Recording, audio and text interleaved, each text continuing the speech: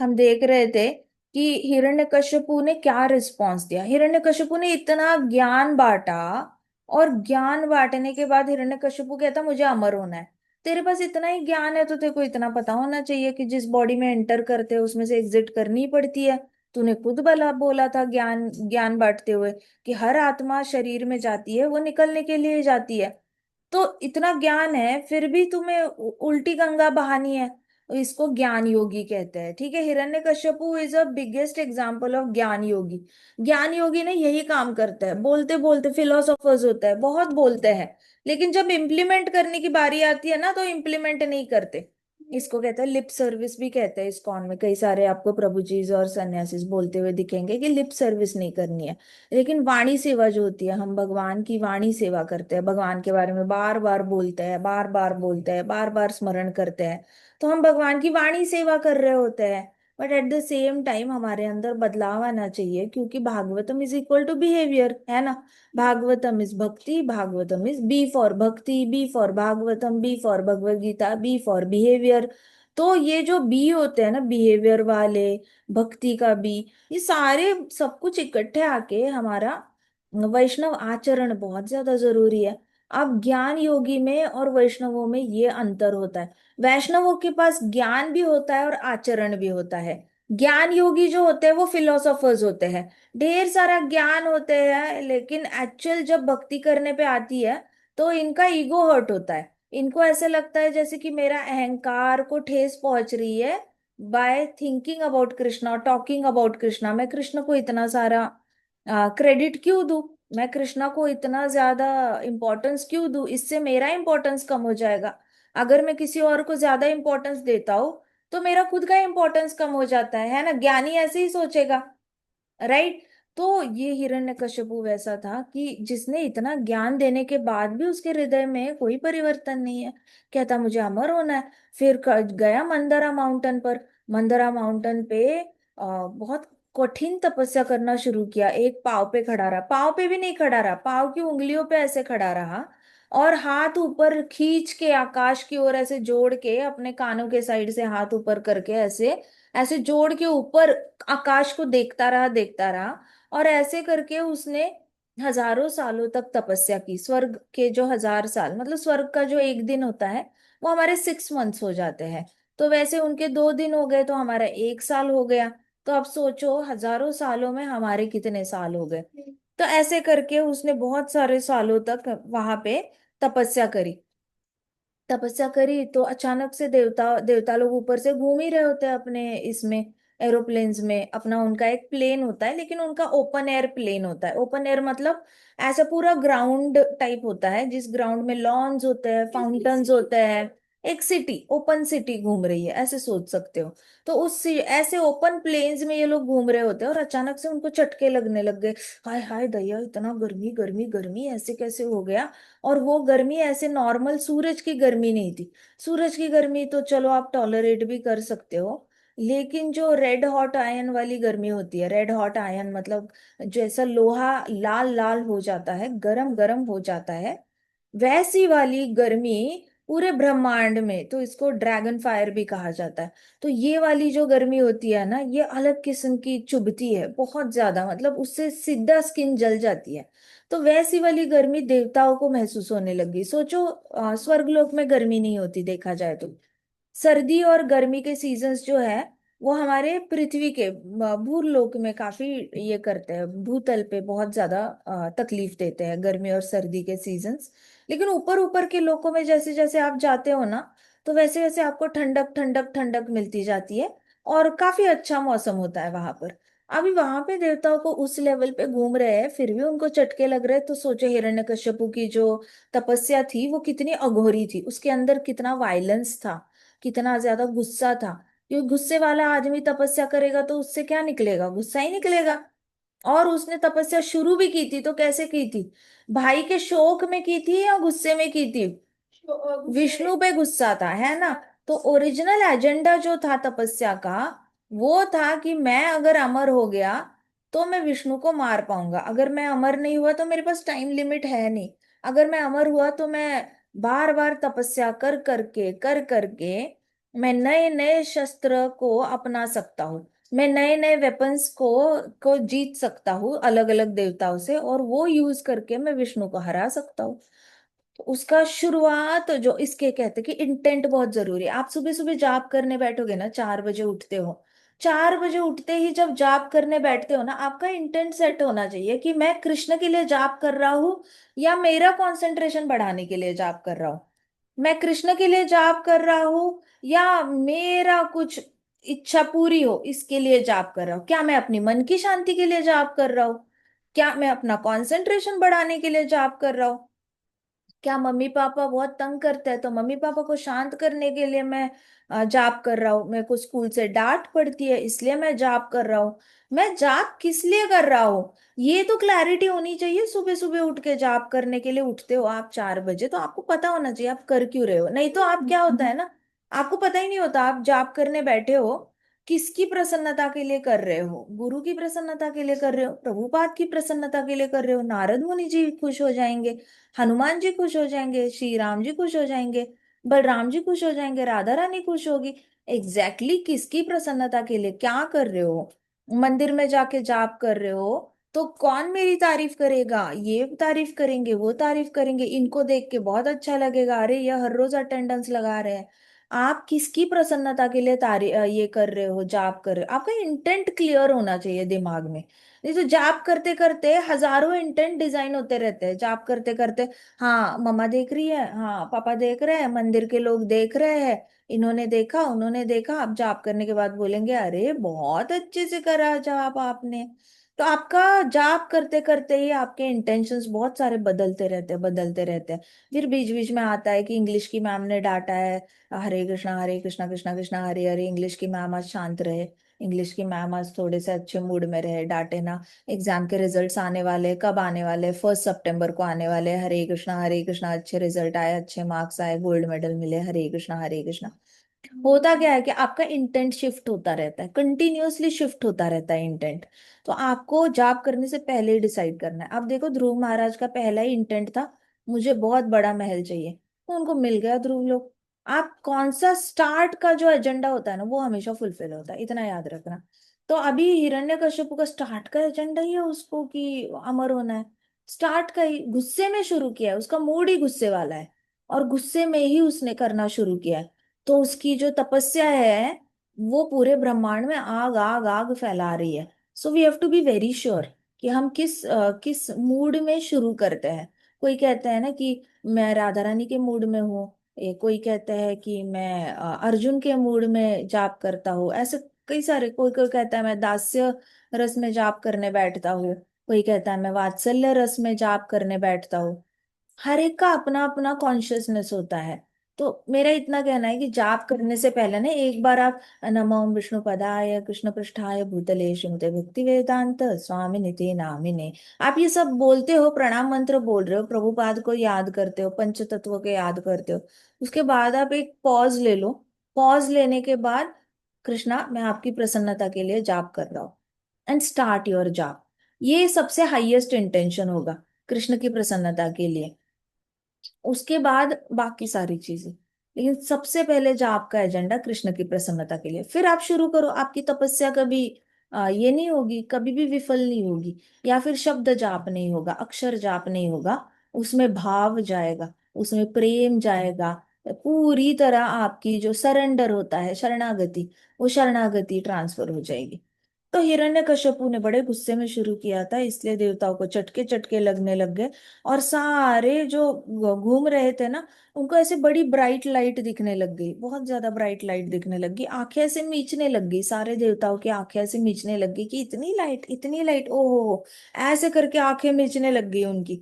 उनको क्या पता था कि अभी ये सब कुछ जो निकल रहा था वो हिरण्यकश्यप के बालों से निकल रहा था।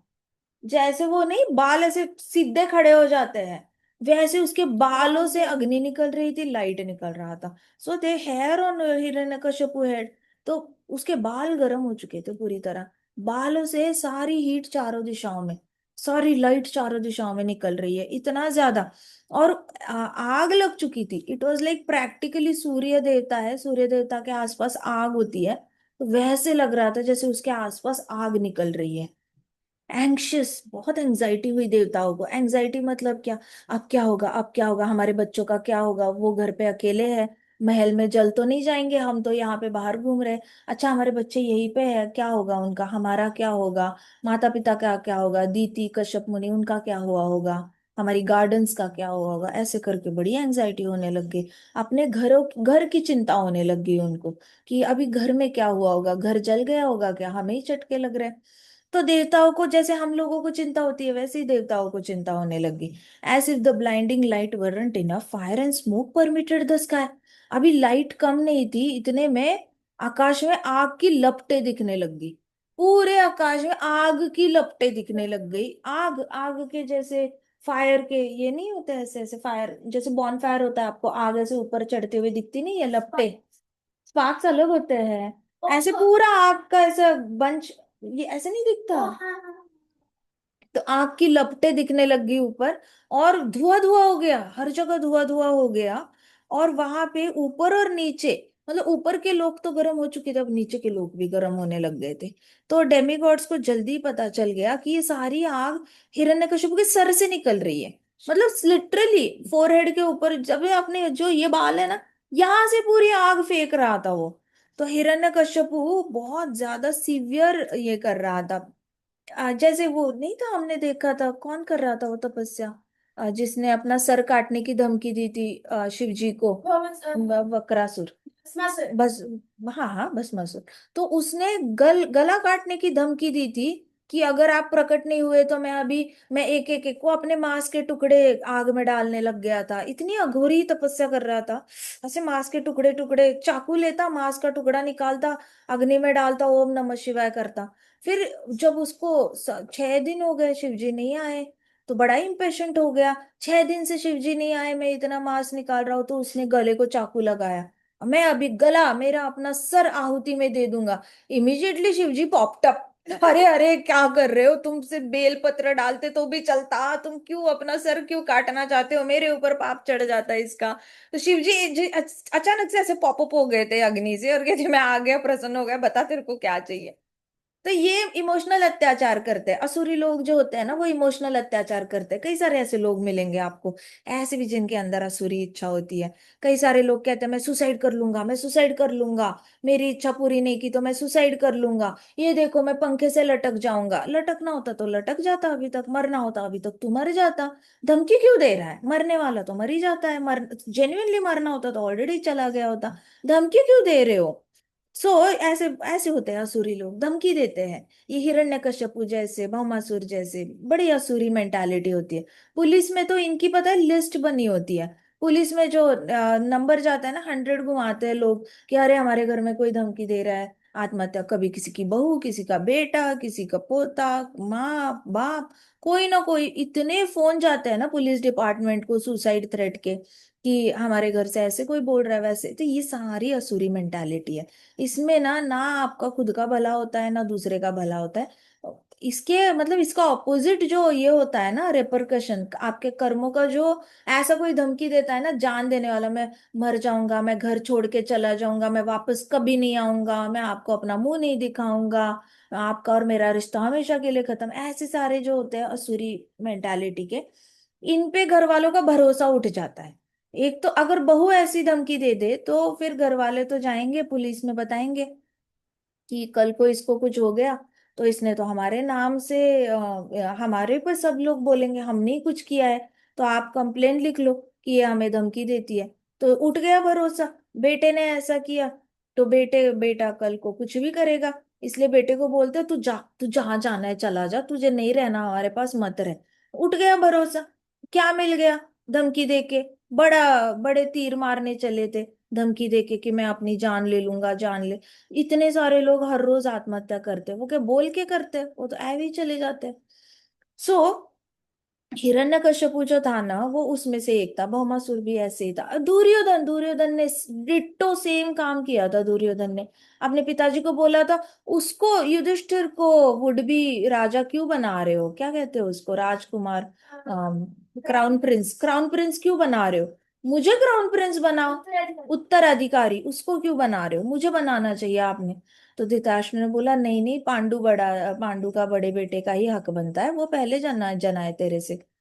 तो दुर्योधन फिर चला गया, दरवाजे पे बैठा और कहता कि मैं अपना गला काट लूंगा अगर मुझे नहीं बनाया। तो फिर युधिष्ठिर महाराज ने बोला कि इसको बना दो, रहने दो, मुझे नहीं बनाया तो भी चलेगा, हम 5 गांव में भी हैप्पी है। सो ऐसे ऐसे असुरी क्या मिलता है। अल्टीमेटली तब तू खुद का गला काटने वाला था, फिर कृष्णा आए तेरा गला काटने के लिए, कृष्णा ने तेरे को मरवाया ना भीम के हाथों। तो ये वाली ना एक्टिविटी शोभा नहीं देती। कभी मन में ना क्रॉस भी नहीं होना चाहिए, कितना भी घर में मानसिक क्लेश हो, शारीरिक क्लेश हो, कितना भी कुछ हो, शारीरिक क्लेश होगा तो नामाचार्य श्रील हरिदास ठाकुर जी को याद कर लेना। मानसिक क्लेश होगा तो हमारे पास मीराबाई है, रूप गोस्वामी है, सनातन गोस्वामी है, हमारे खुद प्रभुपाद है, तुकाराम महाराज है। इनको तो कृष्ण का नाम लेते लेते मानसिक क्लेश दिख फील भी नहीं होते थे। तो हमारे पास इनफ रोल मॉडल्स है जिनको आचार्यों को देखकर हम अपना आचरण बदल सकते हैं। हमें बाकियों की तरह उनकी तरह एक्टिविटी करने की जरूरत है नहीं, ठीक है। तो हिरण्यकश्यपु की ये सीवियर ऑस्टेरिटीज जो थी, उससे क्या हुआ, नदियां बड़ी डिस्टर्ब हो गई। नदी को गर्मी लगेगी तो नदी भी उबलने लगेगी, है ना। समंदर उबलने लग गए, नदी उबलने लग गई, तो नदी को खुद ही तकलीफ होने लग गई थी कि नदियों का स्किन खराब हो जाएगा। गंगा माता कितनी सुंदर है ना, गंगा माता, यमुना माता कितनी सुंदर है। इनको चटके लगेंगे तो नदी क्या उबलेगी नहीं, नदी को नदी हार्म नहीं होगी। तो इनको नदियों को बड़ी तकलीफ होने लगी, तो नदियों ने कृष्ण का नाम लेना शुरू किया था।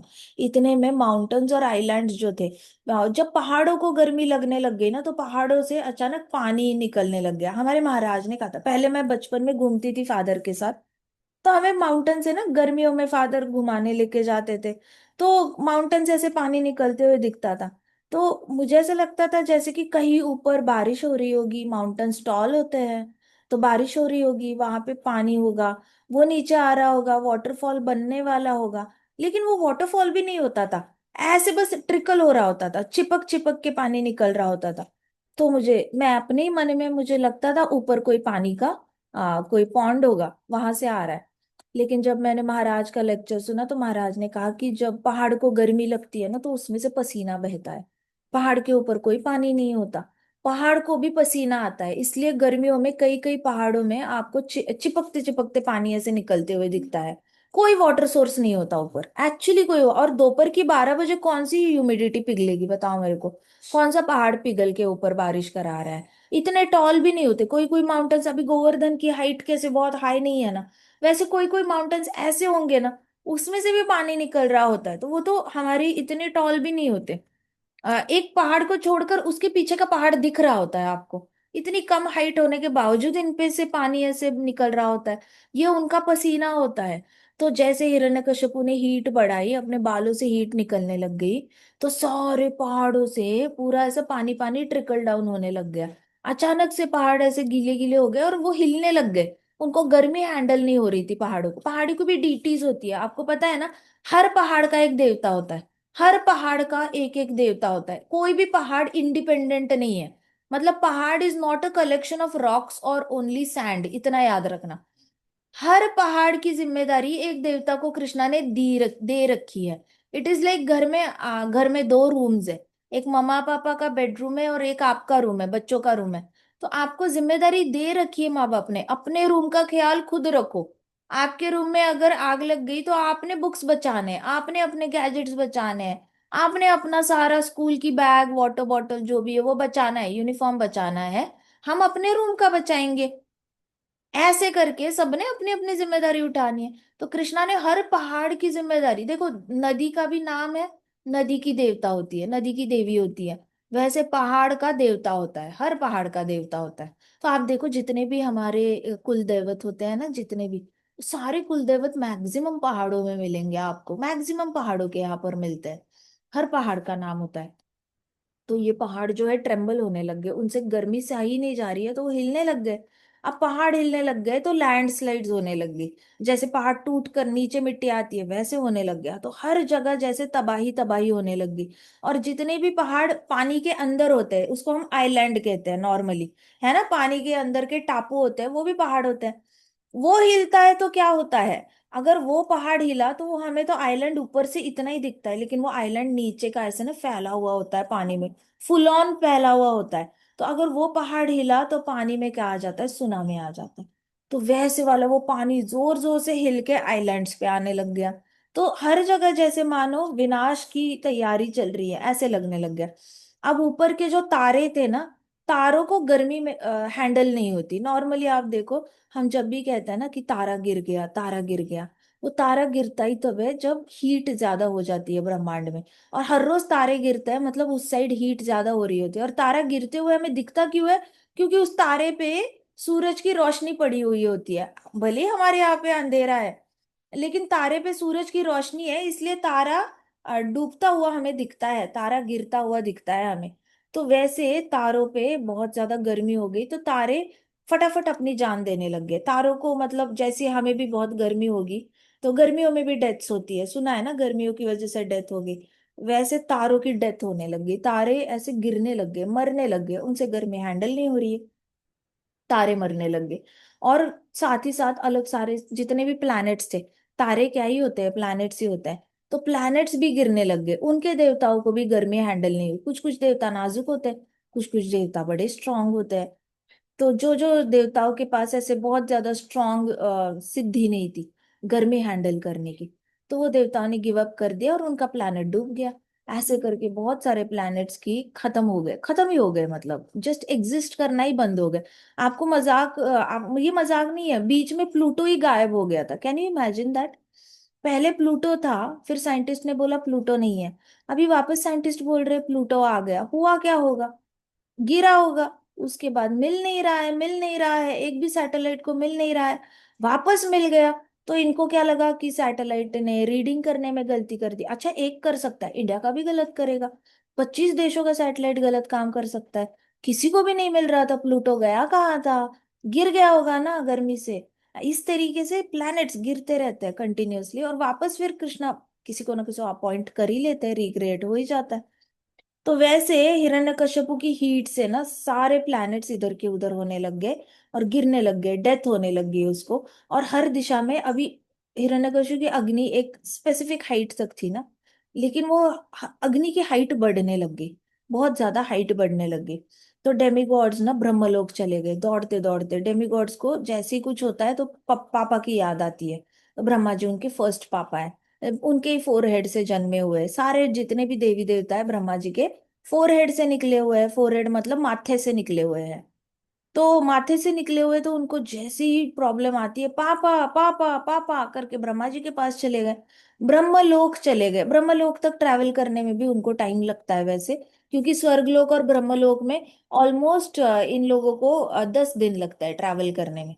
तो इतने दिन वो ट्रैवल करके ब्रह्मा जी के पास चले गए और बताया उन्होंने कि देखो इतना ज्यादा आग लगी है, आप मदद करो पापा, ऐसे करके ब्रह्मा जी को बोला। तो ब्रह्मा जी ने अपने आईब्रोज ऐसे चारों, furrowed his 4 brows when he saw the state of demigods। तो 4 आईब्रोज है ना तो 4 सर है, 4 सर में अब ब्रह्मा जी ने ऐसे देखा तो हर सर का एक एक आईब्रो ऐसे खड़ा हो गया। ऐसे देवताओं को देखकर, अरे ये क्या हो गया, सब आ गए, सारे बच्चे सामने खड़े हैं। तो ब्रह्मा जी अपने सिंहासन से उठे, कमल में बैठते, कमल में सिंहासन है उनका, उसमें से उठ के खड़े हो गए, रीगल थ्रोन। और he got up from his regal throne and as they ran and fell at his feet, जैसे ही सारे देवी देवता ना भाग के अपने पापा के चरणों में गिर गए, दंडवत प्रणाम, माथा टेका उन्होंने, पापा को कहा कि हे ब्रह्मा जी, आप तो पूरे यूनिवर्स को बनाने वाले हो, आप क्रिएटर हो, कृपा करके आप हमें मदद करो। तो उन्होंने कहा कि हमसे सहा नहीं जा रहा है, हिरण्यकश्यपु के सर से जो अग्नि निकल रही है वो सारा ब्रह्मांड जला देगी, त्राही त्राही मचा देगी, जल्दी से आके हमें बचा लो, हम पूरे ब्रह्मांड को बचा लो। वो बहुत ज्यादा कड़ी तपस्या कर रहा है और वो ब्रह्मांड जलाने पे तुला हुआ है। तो हे भगवान, उसको कृपा करके उसको शांत करो।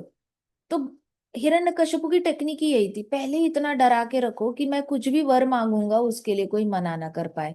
तो ये वाला असुरी प्रवृत्ति होती है। कई सारे लोग होते हैं पहले ही बहुत ज्यादा डराते हैं। कुछ लोग कहते हैं ना कि ऐसा करेंगे तो मैं मायके चली जाऊंगी, इतना डराते हैं कि फिर ससुराल वाले कहते हैं कि अच्छा अच्छा, क्या बहू तुम्हारी क्या मांग है बताओ, हम पूरी कर देते हैं। फिर कभी कभी दामाद कहता है कि अगर आपने डाउरी नहीं दी, जो मैंने कार मांगी थी वो नहीं दिया, तो आपकी बेटी को मैं यहीं पे छोड़ के जाऊंगा। तो फिर बेचारे लड़की के पिताजी कहते हैं बताओ बताओ दामाद जी, आपको क्या चाहिए, हम वो कार दे देंगे आपको। तो ये सारा पहले ही डराओ ताकि सामने वाला मना ही ना कर पाए। ये असुरी टेक्टिक्स होती है। तो हिरण्यकश्यपु ने वही किया, सबको डरा के रख दिया। इतना डराया कि ब्रह्मा जी तक एस्केलेट हो गया। ब्रह्मा जी का तू नाम ले रहा था तो तू वेट करना, ब्रह्मा जी जिसके तू, जिसका नाम ले रहा है, जिस पे तू तपस्या कर रहा है, रिस्पेक्ट करना उनकी, बिजी होंगे, काम कर रहे होंगे, थोड़ा टाइम दे दे उनको, अपना काम खत्म करके तेरे तेरे से मीटिंग करने के लिए आने में थोड़े बिजी होंगे, टाइम दे दे, हैव सम पेशेंस। लेकिन नहीं, मैं तो डरा धमका के इनको बुला के रहूंगा। ये वाला काम हो गया। उस दिन हम हॉस्पिटल गए थे कभी, तो वहां पे वो पेशेंट डरा रहे थे कि अगर डॉक्टर ने टाइम पे नहीं दिया, आप, हम गोवा में थे, वहां पे हम गए थे, तो वहां पे बाहर के पेशेंट डरा धमका रहे थे रिसेप्शनिस्ट को कि अगर डॉक्टर ने हमें टाइम पे, हमारे बेटे को बुखार आया हुआ है, अगर टाइम पे नहीं लिया तो हम यहाँ पे हल्ला मचा देंगे। और एक्चुअल में उन्होंने हल्ला मचाना शुरू किया क्लिनिक के बाहर, इतना जबरदस्ती। फिर डॉक्टर ने हमने खुद ही बोला इनको जाने दो पहले, हम बाद में चले जाएंगे। इस तरीके से हल्ला उल्ला मचाने लग जाते हैं, पेशेंस नहीं है। तो ये आसुरी क्वालिटी है। तो देवताओं ने बोला कि हिरण्यकशिपु ने बहुत दहशत मचा रखी है। दहशत मतलब जैसे टेररिस्ट डराते हैं ना ताकि उनकी मांगे पूरी हो जाए, वैसे हिरण्यकशिपु ने दहशत मचा रखी है पूरे ब्रह्मांड में, और वो पूरा ब्रह्मांड जलाने की धमकी दे रहा है। उसने आधा ब्रह्मांड को तपा दिया है, पूरी तरह गर्म कर दिया है। आप कृपा करके हमें मदद करो और उसको बंद करो। तो ब्रह्मा जी ने बड़ी ऐसे ऐसे उठ के खड़े हो गए। तो Hiranyakashipu, O lord of demigods, one of them said. तो इतने में एक डेमिगॉड ने बोला, देवता ने बोला कि आप तो देवताओं के पिताजी हो। हिरण्यकश्यपु को ये पता है कि सारे देवता आपकी पूजा करते हैं, और आप ही हो जिसके पास बहुत ज्यादा पावर है, और आप देवताओं को अच्छी अच्छा भला बुरा सब सिखाते हो। अब उसकी, इसलिए उसने डिसाइड किया है कि आपसे वो कुछ ना कुछ मांगेगा। वो कुछ सिद्धि प्राप्त करना चाहता है। उस सिद्धि प्राप्त करने के लिए वो कड़ी तपस्या कर रहा है, और वो आपका ही वेट कर रहा है। उसको ऐसे लगता है कि अगर वो आपके जैसे बन पाया तो हम सब उसकी बात मानने पे मजबूर हो जाएंगे। उसके हिसाब से हम आपकी बात हमेशा मानते हैं। तो वो आपकी जगह पे ब्रह्मा जी बनना चाहता है, और चाहता है कि हम सब उसकी बात माने। तो उसको एक्चुअल में देखा जाए तो आपकी पोजीशन लेनी है, और आपको अपने थ्रोन से डीथ्रोन करना है।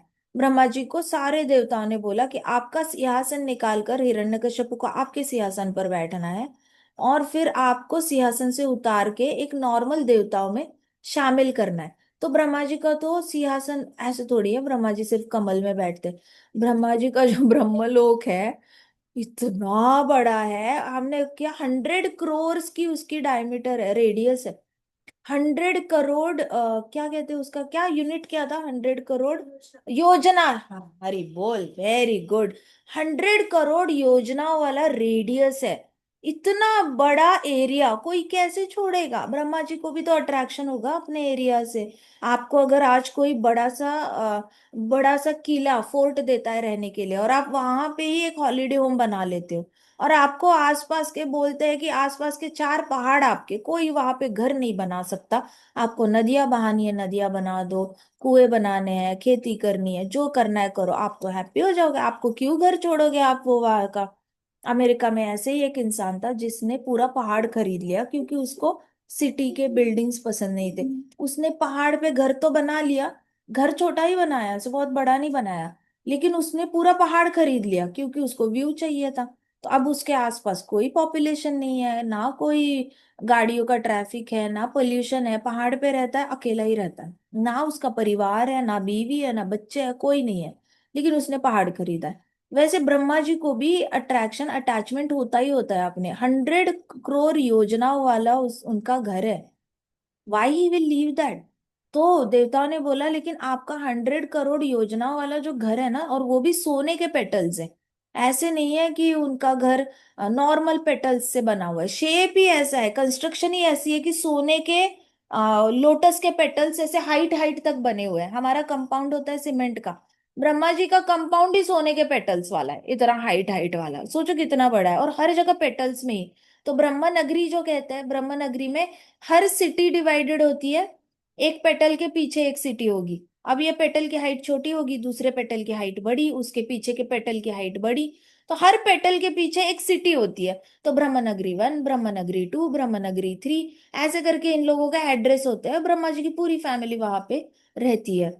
तो वहां पे देवताओं को भी घर दिया जाता है, सब बच्चे हैं उनके। इस तरीके से इन्होंने बोला कि हिरण्यकशिपु आपका पूरा ब्रह्म लोक लेना चाहता है, आपका सिंहासन लेना चाहता है, और हमारे ऊपर फिर रूल करना चाहता है। ऐसे बोले तो ब्रह्मा जी खड़े हो गए। ब्रह्मा जी बहुत ऐसे फ्राउन हो गए, फ्राउन हो गए, मतलब थोड़े से गुस्सा में आ गए, सीरियस हो गए और ध्यान से सुन रहे थे। तो उसमें से एक देवता बोला, not able to maintain his composure. अब डेमिगॉड बहुत ऐसे ये हो गए थे, पैनिक हो रहे थे, एंजाइटी में ऐसे सांस लेकर बोले रहे आ रहे थे। अब उसको शांति नहीं, वो कंपोजर हैंडल नहीं कर पाया। मतलब कितनी भी प्रॉब्लम आए, इसको कहते हैं कि brain over feelings. Brain over feelings मतलब आप कभी भी अपनी भावनाओं को अपने आप को रूल करने देते नहीं है। तो जैसे आप देखो, कोई एक बड़ी कंपनी अगर डूब जाती है, तो उसके मालिक को हमेशा सोचना पड़ता है कि अगर मैं ही अपना वीकनेस दिखाऊंगा रो धोकर, तो पूरी फैक्ट्री के जितने भी वर्कर्स है वो रोने लग जाएंगे। तो फैक्ट्री के वर्कर्स के सामने ऐसे नहीं बोल सकते कि हमारी अभी फैक्ट्री बंद होने वाली है एंड ऑल दैट। तो उसको बहुत कंपोजर रखना पड़ता है सारे फैक्ट्री के वर्कर्स के सामने। वैसे देवता लोग बहुत हाई पोजीशन पे है। देवता लोग अपना कंपोजर खोना, दे आर बॉर्न लीडर्स, वो ऑलरेडी लीडर्स है, कुछ ना कुछ डिपार्टमेंट हैंडल कर रहे हैं। देवता लोगों को शोभा नहीं देता इतना ज्यादा पैनिक करना। देवता लोग पैनिक करेंगे तो बाकी जो उनपे सृष्टि डिपेंडेंट है उनका क्या होगा। लेकिन एक देवता था, वो तो बिल्कुल भी, बाकी लोग तो फिर भी तरीके से मैनर्स में बात कर रहे थे, ये तो बिल्कुल कंपोजर हैंडल नहीं कर पाया। दरवाजा खोलना। और फिर वो सीधा ब्रह्मा जी के सामने गया। He stood on the tip of his toes. Brahma ji के सामने जाकर अपने पाँव की जो उंगलियां होती है ना, उस पे ऐसे खड़ा हो गया पूरी तरह, और ऐसे करके ब्रह्मा जी को अपवर्ड देखने लग गया। हाथ उसने ऐसे आकाश की ओर जोड़कर हाथ ऊपर करे, और ऐसे टोज पे खड़ा हो गया और ऐसे ब्रह्मा जी को देखने लग गया, एकदम बहुत ज्यादा, with intense focus and in voice of Hiranyakashipu. मतलब एकदम इंटेंसली ऐसे नजरें गड़ा के देखते हैं ना किसी को, वैसे नजरें गड़ा के उसने ब्रह्मा जी को देखा। और हिरण्यकश्यपु की आवाज में उसने बोला कि I shall reverse the results of pious and impious activities so that even demigods will suffer in the heavens. तो उसने हिरण्यकश्यपु की आवाज में बोला कि मैं सारे कर्मों के रिजल्ट्स को रिवर्स कर दूंगा। मतलब अगर बुरे कर्म का रिजल्ट बुरा आता है, तो आज से बुरे कर्मों का रिजल्ट अच्छा आएगा और अच्छे कर्मों का रिजल्ट बुरा आएगा। मैं इस तरीके से ब्रह्मांड के रूल्स को बदल दूंगा, और इस तरीके से मैं देवताओं को पनिश करूंगा कि देवता अच्छा करते रहते हैं, लेकिन अभी आज से अच्छे कर्मों का बुरा फल मिलेगा और बुरे कर्मों का अच्छा फल मिलेगा। मैं रिवर्स कर दूंगा रिजल्ट्स, और ये पूरा तबाह कर दूंगा देवताओं को। देवताओं को मैं स्वर्ग लोक से नर्क लोक में डाल दूंगा और उनको बहुत ज्यादा तड़पाऊंगा, ऐसे कहा उसने। फिर वो देवता बोला, अब मैं सारे कस्टमरी प्रैक्टिसेस, जितने भी स्वयंभुआ मनु ने रूल्स बनाए हुए हैं, कस्टमरी प्रैक्टिसेस, मतलब ब्रह्मांड इस तरीके से चलना चाहिए, शांतिमय होना चाहिए, हारमोनी होनी चाहिए, शांति होनी चाहिए, खुशियां होनी चाहिए, पृथ्वी खिलनी चाहिए, ऐसे कुछ कुछ कस्टमरी प्रैक्टिसेस है। सूरज हमेशा ही ब्राइट होना चाहिए, चांद ने हमेशा ही घूमना चाहिए, कस्टमरी प्रैक्टिसेस है ब्रह्मांड के, कुछ रूल्स कभी बदलते नहीं है। बार बार ब्रह्मांड बना तो भी उसी तरीके से बनेगा। अचानक से मून सैटर्न के चक्कर नहीं काटेगा। मून इसी का काटेगा, हमारा पृथ्वी का एक मून है, वो डेडिकेटेड एक मून पृथ्वी के लिए दिया जाएगा, और वो घूमता रहेगा पृथ्वी माता के आसपास। लेकिन इसने बोला जो कस्टमरी प्रैक्टिसेस है, आज से ये सारे कस्टमरी प्रैक्टिसेस मैं बदल दूंगा। मुझे कोई ध्रुव लोक नहीं चाहिए, क्योंकि वो ध्रुव लोक विनाश के बाद खत्म हो जाता है। मुझे तो ब्रह्मा बनना है, क्योंकि विनाश के बाद ब्रह्मा रह जाते हैं, मैं ब्रह्मा बनना चाहता हूं, ऐसे इसने कहा। एक देवता बस एक्टिंग कर रहा था हिरण्यकश्यपु की। हिरण्यकश्यपु की तरह पूरे टोस पे खड़ा हो गया, हाथ ऊपर करे, नजरे गाड़ी ब्रह्मा जी पे, और हिरण्यकश्यपु की दहाड़ती हुई आवाज में ऐसी बात की उसने। तो ब्रह्मा जी ने ऐसे की, ऐसे आवाज जैसी दहाड़ा ना उसने, तो ब्रह्मा जी ऐसे हो गए, he shook his head with grim expression on his face. तो ब्रह्मा जी को एक्चुअली एक ट्रेलर मिल गया मूवी का कि होने क्या वाला है, हिरण्यकश्यपु क्या बोलने वाला है, क्या करने वाला है। इसका एक थोड़ा सा ट्रेलर मिल गया ब्रह्मा जी को। इमीडिएटली दूसरा देवता सामने आया और उसने वैसी एक्टिंग करी, और फिर उसने ऐसे उसकी तरह गिरी, और फिर उसने हाथ जोड़े ब्रह्मा जी के सामने। फिर हाथ जोड़े ब्रह्मा जी के सामने और बोला, हे भगवान, आपकी पोजीशन जो है वो ब्रह्मांड में सबसे ऊपर है और काफी लाभदायी है। आपकी जो डेजिग्नेशन है, आप जिस पोजीशन पे बैठे हो, ब्रह्मा जी को बोला, वो बहुत लाभदायी है, बहुत ज्यादा सौभाग्य लाती है, सबके लिए ही सौभाग्य लाती है। आप डिसाइड करते हो कि कितना ब्राह्मणों का कल्चर पूरे ब्रह्मांड में फैलेगा, कितना ब्राह्मणिकल कल्चर ब्रह्मांड में रहेगा, ये आप डिसीजन लेते हो। आप सारी गायों को पूरे ब्रह्मांड में फैला के रख देते हो। आप ही सारे ब्रह्मांड में ब्राह्मणों को भी डिस्ट्रीब्यूट करके रखते हो, और इन सब का केयर भी कहीं ना कहीं आप करते हो। एज अ रिजल्ट, इसकी वजह से पूरे ब्रह्मांड में बहुत ही खुशियां रहती है, ब्राह्मणों की वजह से और गायों की वजह से पूरे ब्रह्मांड में आनंद का जो रेशो है वो थोड़ा बढ़ा हुआ रहता है। भौतिक आनंद जितना भी है इसमें ब्राह्मणों का और गायों की वजह से है, उनकी पुण्याई की वजह से है। तो उनकी वजह से पूरे ब्रह्मांड में प्रॉस्पेरिटी होती है, समृद्धि आती है गायों की वजह से और ब्राह्मणों को। ये कोई समझता नहीं। अभी देखो, ये देवता बोल रहे हैं ना, ऊपर से उनको दिखता है कि पृथ्वी पे जितनी भी समृद्धि है ब्राह्मणों की वजह से और गायों की वजह से। क्यों? जितनी गाय रहेंगी और जितने ब्राह्मण सेफ रहेंगे ना, उतने कृष्णा हैप्पी रहेंगे। जितने कृष्णा हैप्पी रहेंगे ना, उतने नारायण भगवान और लक्ष्मी माता हैप्पी रहेंगी। जितने नारायण भगवान हैप्पी है, लक्ष्मी माता उससे ज्यादा हैप्पी रहेंगी। मेरे पति हैप्पी है, मैं भी हैप्पी, मेरा पति हैप्पी, मैं भी हैप्पी, लक्ष्मी माता हैप्पी रहेंगी, तो समृद्धि रहेगी, उस प्लैनेट पे समृद्धि रहेगी।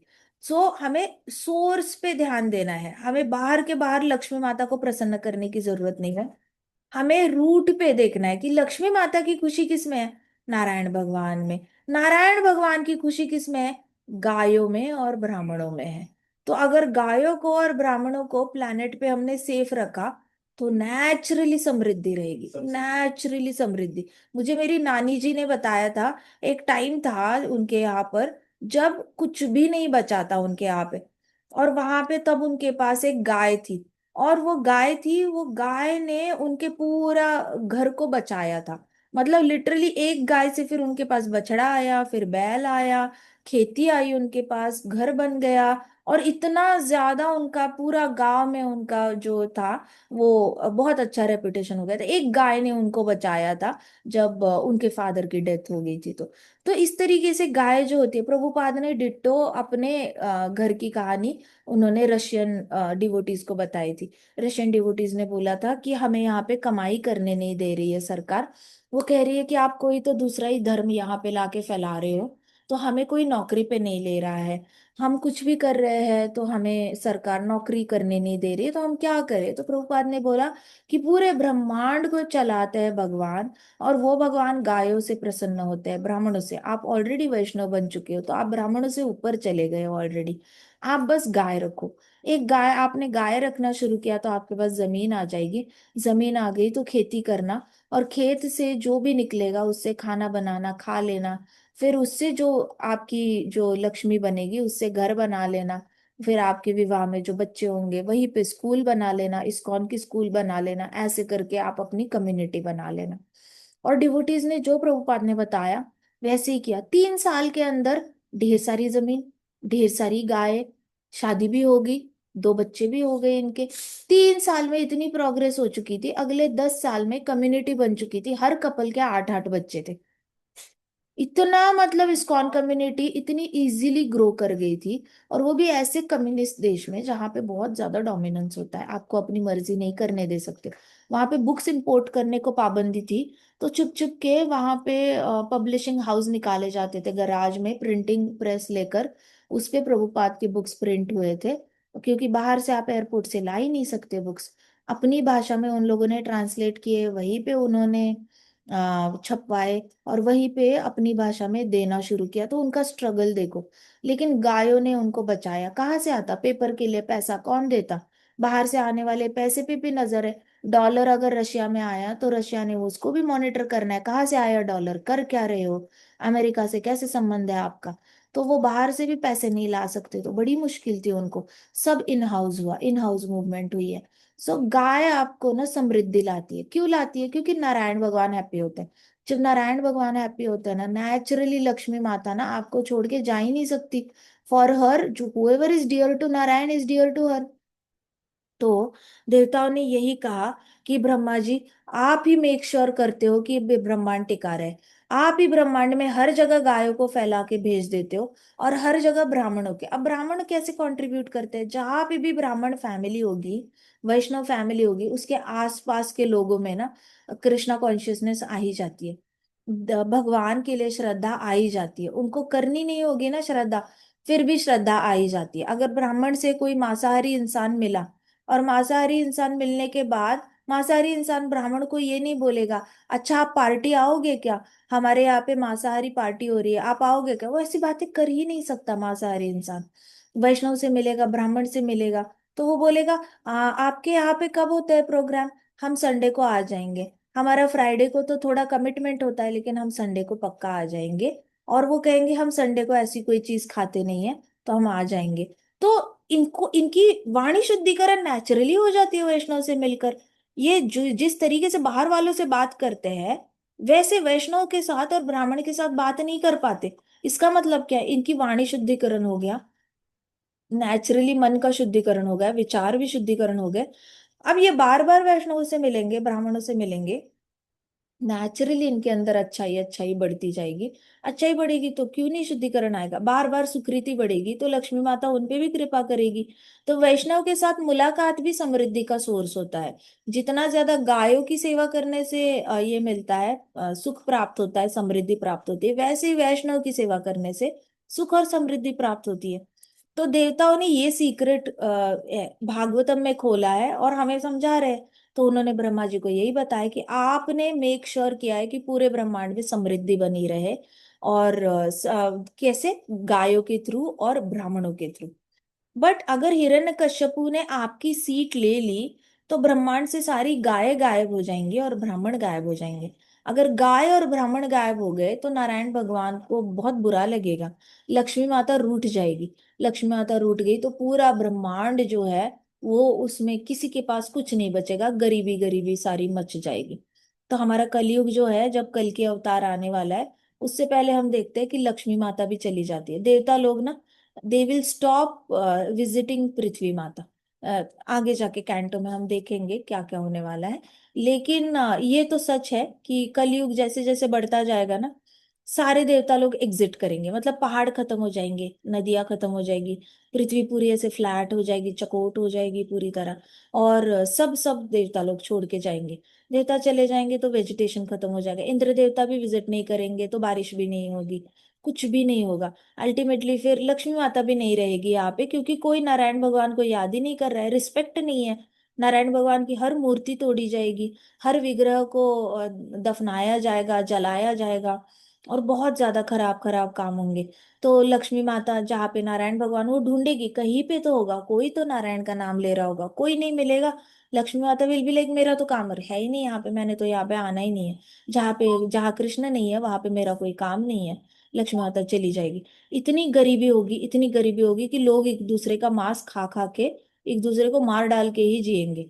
अल्टीमेटली जब कोई इंसान ही नहीं बचेगा ना खाने के लिए, तो लास्ट इंसान भूखमरी से मर जाएगा। इस तरीके से कल की भी आके इन लोगों को मारना शुरू करेंगे जब बहुत मांसाहार होने लग जाएगा। सो एक एक एक एक देवता तो लक्ष्मी माता के होने का कारण ही है। अगर आपको लग रहा है ना नास्तिकों के पास कैसे लक्ष्मी है, अरे वो इसीलिए है क्योंकि अभी भी प्लेनेट में ब्राह्मण है, वैष्णव है और गाय है। इसलिए नास्तिकों को भी पूर्व जन्म के पुण्याई का फल मिलता जा रहा है। लेकिन जिस दिन गाय और ब्राह्मण चले गए ना, तो नास्तिकों को उनके पूर्व जन्म का जो पुण्य का फल है, वो हो सकता है नेक्स्ट मिलेनियम में मिलेगा। मतलब विनाश के बाद जो सतयुग होगा, तब उनको मिलेगा, लेकिन अभी नहीं मिलेगा।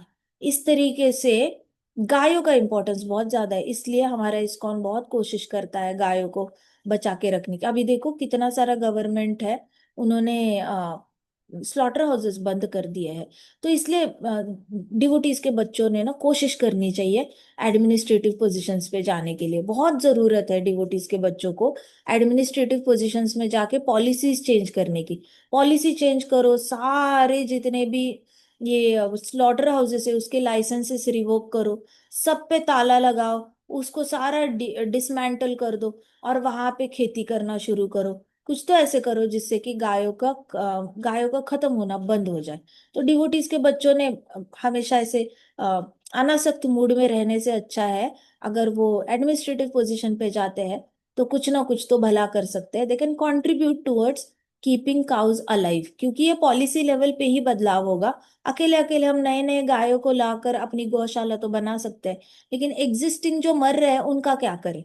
हम कश्मीर में पोस्टेड थे, हम सुबह 4 बजे जाप करने बाहर निकलते थे, तो वहां पे हम देखते, जम्मू में थे, तो वहां पे सुबह सुबह 4 बजे 3:30 बजे लोग चोरी करके गाय, रोड की गाय चोरी करके ट्रक में डाल के भाग के ले जा रहे होते थे। गायों का स्मगलिंग हो रहा होता था, ऐसे लेके जाते थे, बंद करते थे और भाग जाते थे। अगर पुलिस को बताओ, किसी को बताओ, तो भी वो लोग कैसे वैसे करके निकल कहाँ लेके जाते थे किसी को नहीं पता, लेकिन हर रोज सुबह एक ट्रक दिखता था कि गाय लेके जा रहे हैं। सेम केस आगरा में थी। आगरा में हमने सिमिलर वैसे ही देखा कि सुबह सुबह 3:30 3 बजे ना, जब कोई सारी पुलिस की पेट्रोलिंग खत्म हो गई है, सुबह 3 3:30 बजे गायों को किडनैप करके लेके जा रहे हैं। और यहाँ पे भी हम देखते हैं ऐसे ही हो रहा है। So very important policy level पे गायों का जो रक्षण है ना वो करना। तो देवताओं ने बोला ब्रह्मा जी को कि देखो आप हो इसलिए गाय सुरक्षित है, और ब्राह्मण भी थोड़े बहुत सुरक्षित है। लेकिन अगर आपकी जगह पे हिरण्यकश्यपु बैठा तो उसने सबसे पहले गायों और ब्राह्मणों को खत्म कर देना है, और फिर पूरा ब्रह्मांड जो है वो खत्म हो जाएगा। मतलब जो अभी नहीं होना है कलयुग जो अभी नहीं आना है, विनाश अभी नहीं आना है, वो अभी आ जाएगा, सब कुछ प्रीपोन हो जाएगा। तो दूसरे देवता ने कहा आज तक किसी ने भी हिम्मत नहीं किया आपकी पोजीशन लेने की, लेकिन हिरण्यकश्यप आपकी पोजीशन लेने का उसने ठान लिया है। अभी देखते हैं ब्रह्मा जी क्या करते हैं, ठीक है। हम कल की कथा में देखेंगे। ग्रंथराज श्रीमद् भागवतम की जय। जय, श्रील प्रभुपाद की जय। जय, श्री श्री राधा श्याम सुंदर की जय, जय। श्री श्री कृष्ण बलराम की जय। जय, वृंदावन धाम की जय। जय, समस्त भक्त वृंद की जय। जय। हरे कृष्णा कृष्णा कृष्णा हरे हरे, हरे हरे राम राम राम हरे हरे, हरे कृष्ण महासंकीर्तन यज्ञ की जय। जय। हरे कृष्णा माता जी, दंडवत